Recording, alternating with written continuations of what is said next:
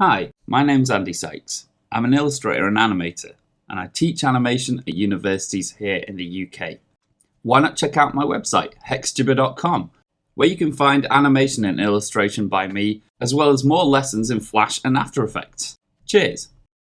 Hi, and welcome to a quick lesson on custom easing using Classic Tweens in Flash. Now, hopefully, if you don't know how to do basic easing in Flash, you will have checked out my easing tutorial on my website, Hexjibber.com. So what we're going to be looking at today is how to make custom eases, not just using this ease out or ease in slider here in the properties panel. So just to start off, let's familiarize ourselves with what an ease in and an ease out look like. So here in my ease in layer, I've got this car, it's a symbol, and this is an exercise file I use with my students. I'm just going to apply an ease in to make the car gradually speed up.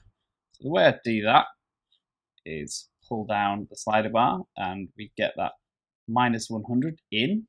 And if we play it through, it gradually speeds up as we move through time. If I turn on onion skinning, we can see that the frames are much closer together at the beginning where it's going slowly and much further apart at the end where it's going fast. But if we go back to our first keyframe and click on Edit Easing, then we see that we get this little graph here. And this represents what our ease looks like and enables us to tweak it and exaggerate it if we want. So if this graph is freaking you out and confusing you, let me explain how it works. First off, I'm going to reset so that we go back to a normal, boring, uniform linear movement where our car doesn't speed up or slow down. So we're still looking at this car at the top here. And what this graph represents is a percentage from 0 to 100 of this one tween that we're doing. So at 0%, we're at the beginning, we're on the left hand side, and at 100%, we're on the right hand side. So this graph goes in a completely linear way all the way up to 100 from 0. So this is on the left hand side, this is on the right hand side. This is the most simple way to get from A to B, completely linear, completely uniform. So if we want to get a more interesting ease, if we want to ease in, then we have to click on our graph and pull it over towards this side. Now we're getting a bit of an S there, so we want to just curve it like that. And then if we press play, you can see we start off very slow, boom, and then we speed up very quickly. The type of ease you'll get if you use the preset is a bit less extreme. It's something a bit more like that. But you can see when you use custom eases, you can get much more extreme versions of the original eases. So if I push it like that, we're going to start off completely stationary and then suddenly, pew, super quickly across the screen, like that. So that's a custom ease for an ease in. So I'm going to click OK. Let's move on to our ease out. So we're looking at this car in the center here. If I apply an ease out using this slider, you can see pushed it up to +100. It says out. We can press play and we'll see that our car gradually slows down over time. Starts off quick and then slows down. If we look at our onion skinning, we can see that the frames are very far apart at the beginning and very squashed together at the end, which means that it's going slowly here and fast over here. But let's tweak our ease out. This is what our graph would look like. So we're going from A to B. So at first we're going fast. So the look of our line is going upwards in that diagonal direction that a linear arc would go. But as we move through time, that arc gets less and less steep and begins to kind of level off to a stop at the end. So let me just move my window so we can see what we're doing. There we go, it's slowing down. So if I wanted to exaggerate that, I could pull my graph over like this. Maybe make it a bit more extreme. This is pretty much as extreme as it's going to get. Press play. So you can see we start off very quickly and then slow down very gradually. if you look at our onion skin, we've got one frame over here and then nothing, and then it all clumps together at the end. So we've got much more control over this ease, and it's much easier to get kind of bespoke effect. So I'm just going to keep tweaking that. So here we're going to go very, very quickly, and then we're going to go pretty much at a linear rate. You can see that that's almost exactly like our linear tween, our linear ease from earlier. So there we go. So you've got more control over those there. Click OK. Now down here, if I turn my onion skinning off, we can see that I've got this car S-curve layer, and the instructions say apply an S-curve to make the car go slow at the beginning and end and fast in the middle. So we've got our first keyframe selected. Let's go into our ease. We're not going to bother with this slider bar here. We're going to jump straight into our edit easing, and we're going to do exactly what it says. We're going to create an S-curve. I'm going to click on this point here. I'm going to pull it over like that. So you can already see we're beginning to get this S shape. I'm going to click up here and I'm going to pull it out like that. You can see we've got a really nice S curve there. So what this is doing is we're moving very slowly, if not at all, at the beginning. Then the graph speeds up. We get that really steep movement up from point A to point B. And then at the end, it slows down. It gets much less steep and eases into a stop. So keep your eye on this card down here at the bottom. If I click play, you can see that it's fast in the middle and slow at the beginning and end. So I'm going to click OK and turn onion skinning on so we can see what that looks like. You can see we've got our frames clumped together at the beginning and the end, and in the middle they're much more spaced apart.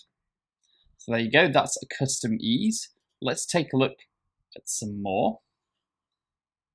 So we just did an S-curve. What if we did the opposite, an inverted S? What sort of an effect would we get then?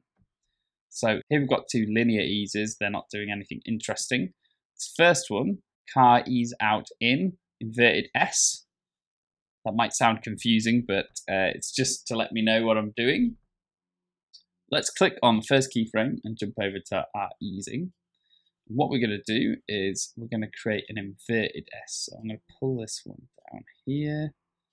I'm going to pull this one up like that. So we can see it's still an S, but it looks slightly different. It's like the opposite way round.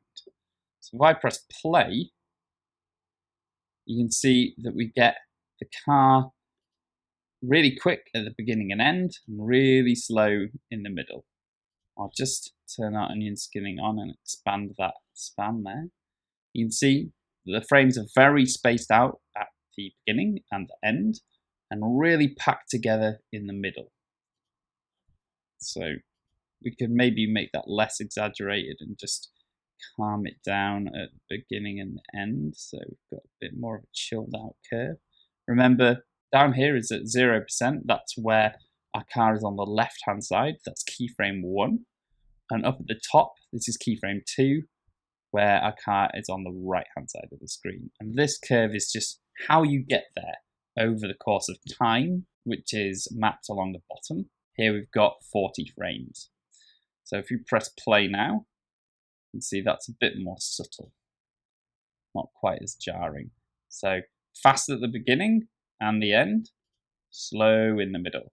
So that's often used for text in movie trailers that speeds in and then slows down long enough for you to read it and then speeds back up again.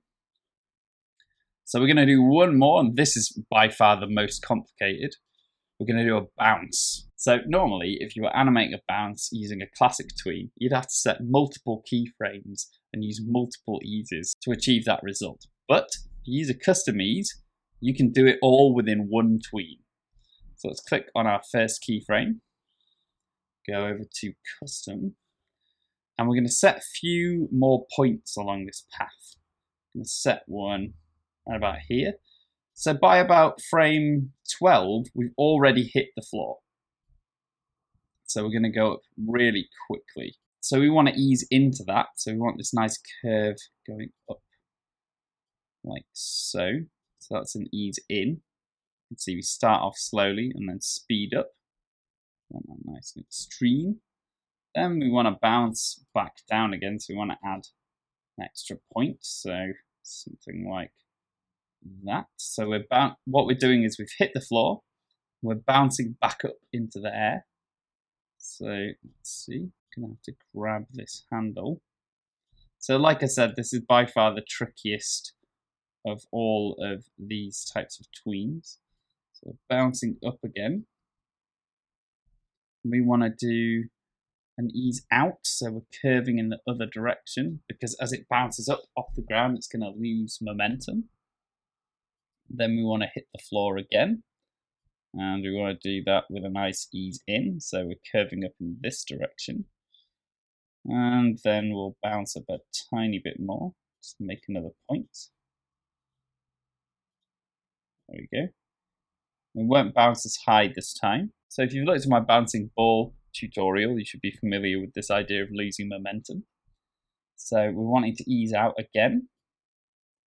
We want something that looks like that. And then we're going to hit the floor. We want to ease in once again. So there we go. Let's take a look at that. So this is a car, not a ball, but you get an idea. We've got a really nice bouncing animation there, all within one tween. So that's really, really easy to do.